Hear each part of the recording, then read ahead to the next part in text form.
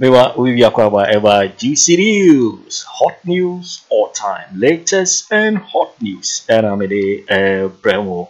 NPP one of the premise nina just will be a results about be lusu what is sitting I assembly jar. What the general secretary GFK Justin Frimpong Kodua Ababodiri and Sempi Birababa Tuga. Now Sanamede and Sembi in Abe Bremo message says so we can subscribe to the channel now. Message say over subscribe. For the Abayane say over click subscribe button. Now what barely notification. We had a video for be about upload no. Also once ebe kabi. I feel we are now what like video no. Now what my thumbs up. I feel we are now what share ma offer for so bi na one share. I feel yanko and similar. NPP what the primaries I want to share so no. MPs sitting MPs by 20 one lusu one seat and then akoye nsembibri na MPP kroya so MPs 1 year about 22 one but two guys one dey nya dey one besa contest bio na say 20 one also one contest here do na lusu one seat na assembly ja e bit say Ashara Joseph nyina ni mensema fa Joseph ho ono do me kwa benya obu ne ketin kwatra brichira ya bono 11 brenya ya bono emaye osechi menza bosukura chiro krata komano mami wamfa anya hwe kese wama echiri kra do bae be nsebibri wasa bae se obe contest edu na ye delegate wo obufu ya so TikTok MP nya de beto abanama ema wo lusu the seat na ni papa ko so lusu the seat Eugene MP no na ye MP for Subin number ka Abra Kenu Frata Honsen Semba ya almost Ken must go. Yam Pamon Kenu Frata Manin Filo. A month for Susse, Sabena Pape, Edimo putting ye pardon to Sebia no, and I can be Emma Pape Elusu ni seat. Now, fe a year, Mammy Bakwa ye, Frida Premper or no ye Canon North MP, or no Nebedi a Cecilia Dapaah, Adia, Cecilia, or no sanitation minister, or no NA or neighbor Baumia 8.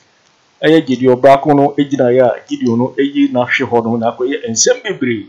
Then I General Secretary Justin Frimpong Kudiaba Bonting Eddie and Sembi Briaba to Jaffa losses are one in your party mu the Hunsu so said the back quetia on Parliament yard Justin Kudiadi and Sembu Guanara and Atuja.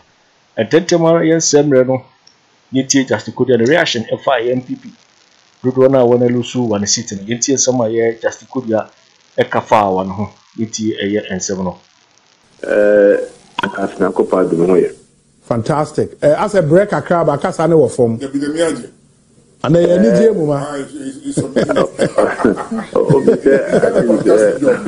of course, the report now was one now monitor elections in 15 regions, over 104 constituencies. Yeah, I can see that. But so far, as General Secretary, we impressions about more primary, day. Old Mammy Falcon, I mean, so far so good. Many said the party for na free a bra. You be a vetting, appeals, once and buy a neck cushion.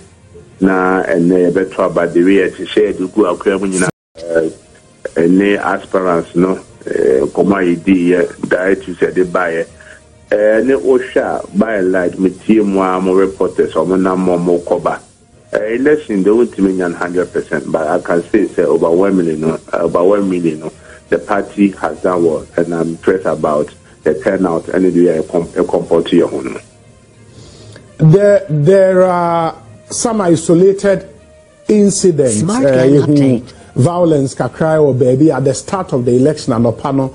Some constituencies in Solasa about one and shut down starting term initial hiccups be any other.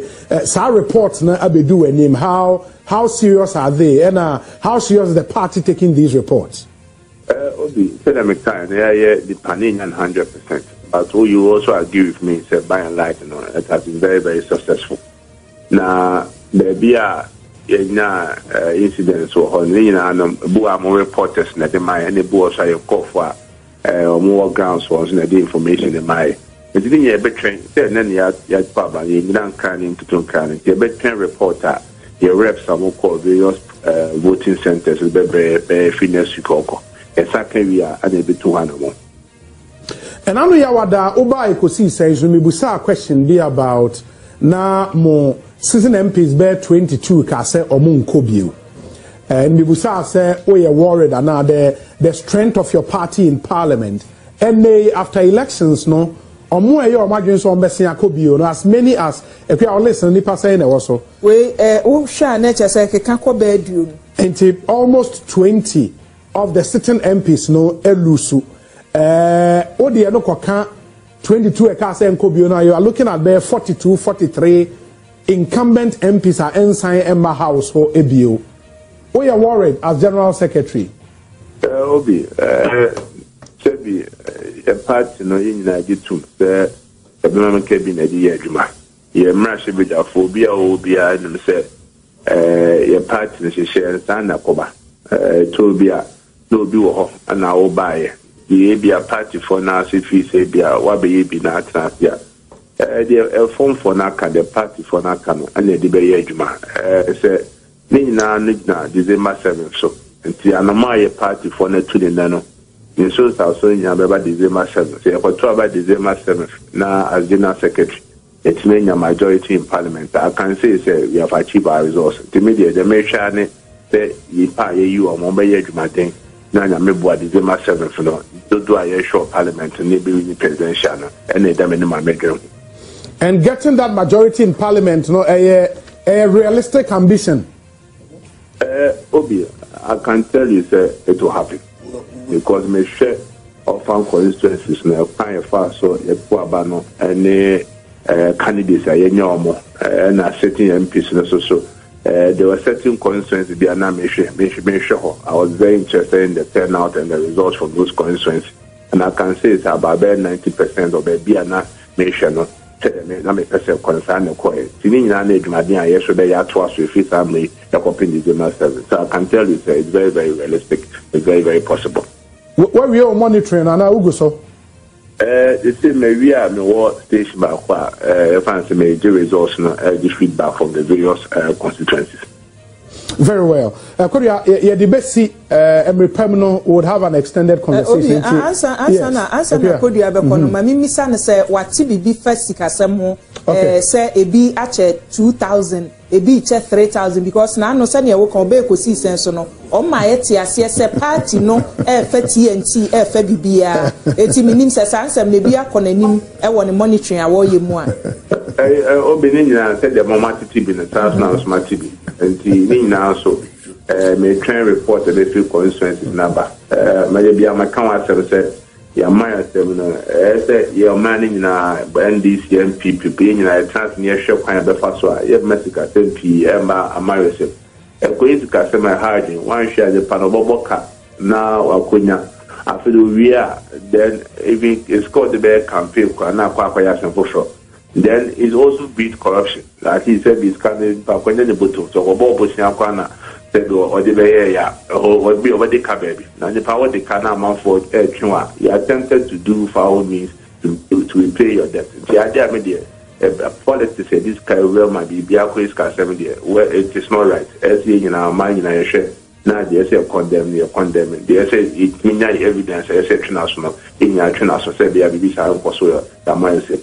It's nice if you move back Koswana.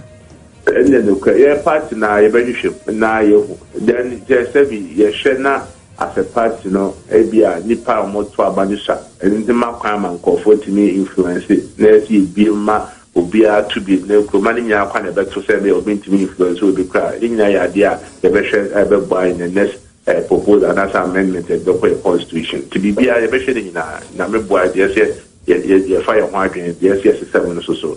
The proposal that Bami Ashan Mavina. Maybe no, okay, General Adase, you better in Komobio. Justin Kodua Frimpong, the attending, the General Secretary of the NPP. Answer Sarah Adjoa Safo, we lose. War Domi Kwabenya. I want to remain neutral. Okay. Adjoa, my sister. And Michael so I just kept quiet. Yeah, actually, it's a cost to be, in fact, information now. If it's to be urban, said another giant has been slain. Yeah. And yet the MP for the constituency, Eugene Boakye, you from say Bram. we lose election no brutal. Now me anyame wawa. Yeah. Anyame wawa because Eugene and the Jubilee House were in serious fight. Exactly. Abra Ojina said chin. Finance Minister Ken won't go. Ken must go. Ken must go. Leader of delegation. Exactly. The rebel MPs, you know. So no, ding. So Rusrobia. Sure. But you see, we got say Ken must go by extension. Sure. We say Oman Peniso won't go. That's the meaning. Exactly. Because Oman Peniso appointed Kennedy Agyapong. If you got say Kennedy Agyapong 1 year, then you won't go there. Then by extension, you are saying that the president also must resign. If you definitely know. And the appeal exactly. And the appeal also as a constituency that we have to watch. Yeah, Kofi Fosun cancel Lusu. A few minutes ago, he wrote on his Facebook. I think the incumbent has retained his seat. Kofi Fosun cancel. He's written on Facebook. Amfa. Oh, it was not training Amfa. Anyway, good. I didn't cause so I will turn on North constituency. My outcome no. Meroka say over Pimo turn off about to no money to our Yampono. Umatwe na ya 2 years no. Within phenomenon Dr. Gideon Boakye. When ya Emano 109 434.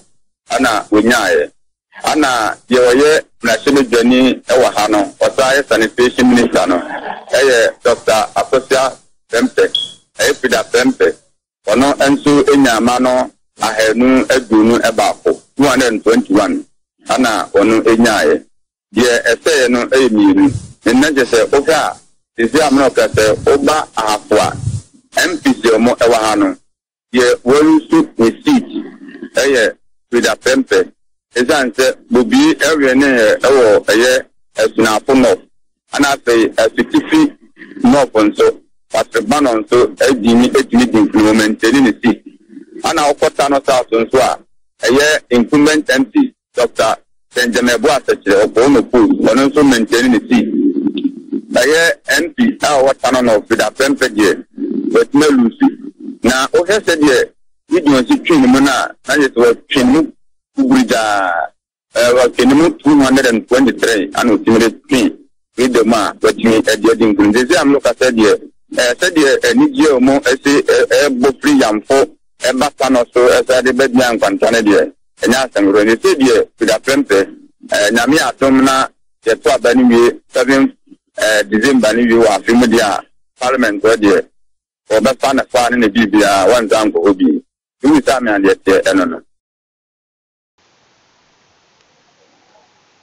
Yo, Tivo, because GCD so and our channel, so we can subscribe. We are, Mr. Say, over subscribe, or like it now, watch a video. Also, bet me actually, what drink and fire, and some way, you know, I will comment boxing. Boakye Agyarko in my next video. Thanks for watching. Like and share the video. You can also drop your comment. Please don't forget to subscribe. Click on the bell to turn on the notification.